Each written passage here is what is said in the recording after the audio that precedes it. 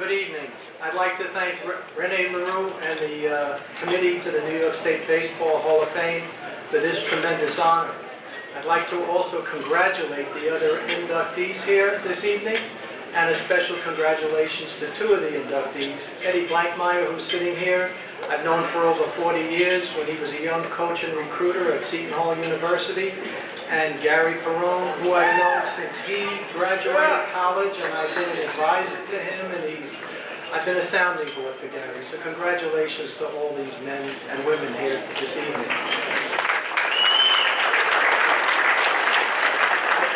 As far as myself, I've had a storybook career. 46 years as a scout, 7 with the Major League Scouting Bureau, 39 with the Chicago Cubs. I grew up in New York City, in Brooklyn, Brighton Beach to be exact, in the streets, in the schoolyards, and in the parks. And ever since my dad registered me for Little League at 8 years old, all I ever wanted to do was be part of the baseball world.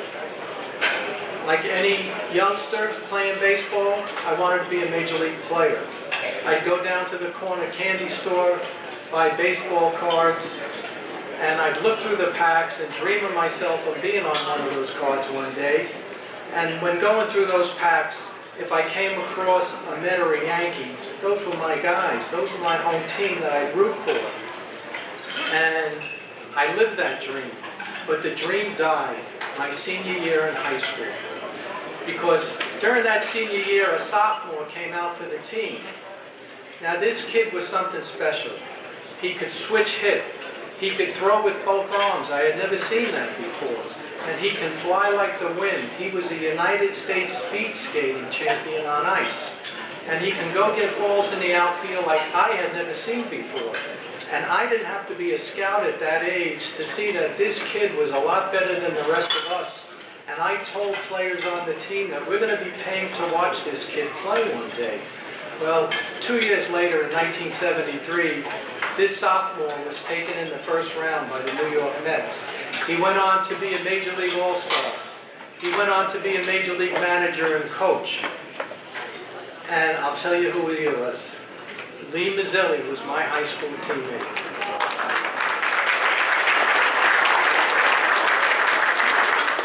So I went on to Hunter College, and I played baseball for 4 years, but I decided not to play baseball during the summers. I knew I wasn't going to be a major league player, so I would try my hand at coaching. And I went down to the parade grounds in Brooklyn, and I found a new organization that was starting up and they needed coaches. The name of the organization was the Youth Service. I've been associated with Youth Service for now almost 50 years, and for most of you that never heard of Youth Service, we produced some pretty good players through the years. Some of them you might have heard of. Sean Dunston, Manny Ramirez, Julio Lugo, Nelson Figueroa, many, many more, most recently Dylan Betances and Adam Ottavino. Those are some of our kids. So it was while I was coaching this Sandlot team between my junior and senior years, as I was waiting for my game, some old man sat down next to me.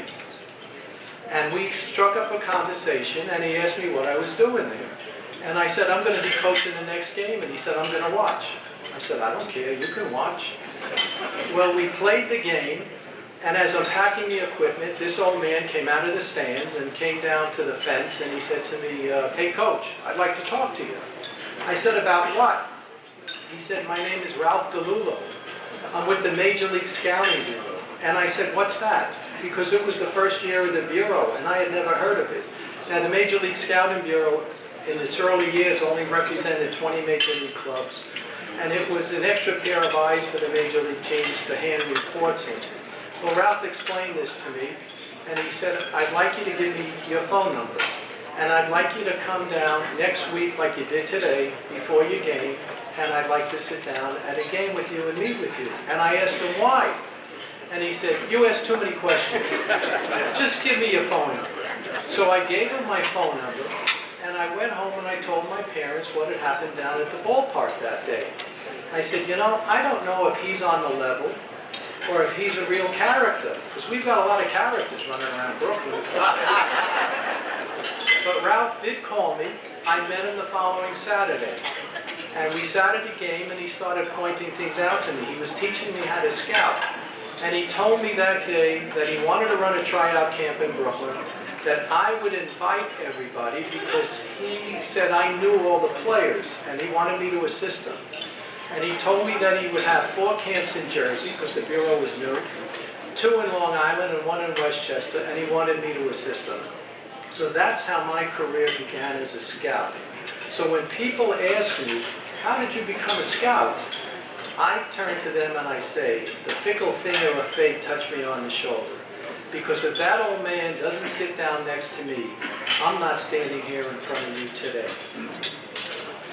Now, for the career that I had, you have to have the support of your family and friends to be successful. And I surely had that. First of all, my parents. My dad passed away a number of years ago.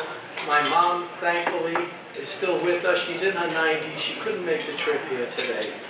But they encouraged me and pushed me and helped me any way they could that I would be successful and find a job in Major League Baseball.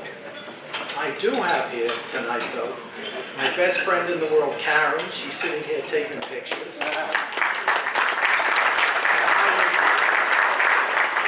I would often call home from the road, and Karen would ask me, when are you coming home? And I'd say 2 days, a week, or 2 weeks, whatever it may be. And I'd hear her laugh at the other end of the phone, and she'd say, you know what, you're killing my social life. And then I have the baseball people, the scouts. The scouts become your family because you're living with them 8, 9 months out of the year. You're at the same ballparks, you're in the same hotels, you eat your meals together. You become part of their families, they become part of yours. And a number of scouts have been here, came down here this evening. I'd just like to introduce them. I have Joe Rigoli and his wife Vicki are here from the St. Louis Cardinals. Johnny Morris and John Saprini with the Cincinnati Reds are here. Jimmy Brooks with the Detroit Tigers. Dennis Sheehan, formerly of the Arizona Diamondbacks. Danny Columbus with the Phillies, he's here someplace. And I'd like to just thank all of you for all your help throughout the years. I also have to thank the Chicago Cubs. They employed me for 40 years pretty much. They gave me an opportunity to scout, they gave me an opportunity to be who I am, and they also put this World Series ring on my finger.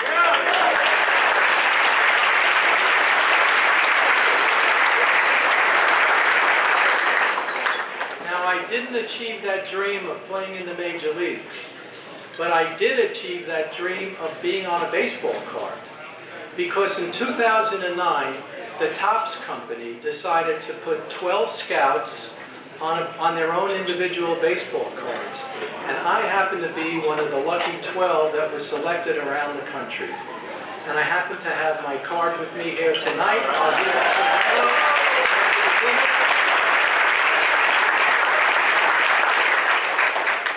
you. And to finish up, I just wanted to tell you this little story. A couple of years ago, we wanted to make sure I don't walk out without one. A couple of years ago, the National Baseball Hall of Fame in Cooperstown decided to put a scout exhibit together. First time it was ever done. And it was Columbus Day weekend. I took Karen and my mom up there. And as we walked through the exhibit, I stopped short in front of this showcase. And I pointed at it, and I said, look at that. And as I did that, I started to choke up. Because there in that showcase was my baseball card.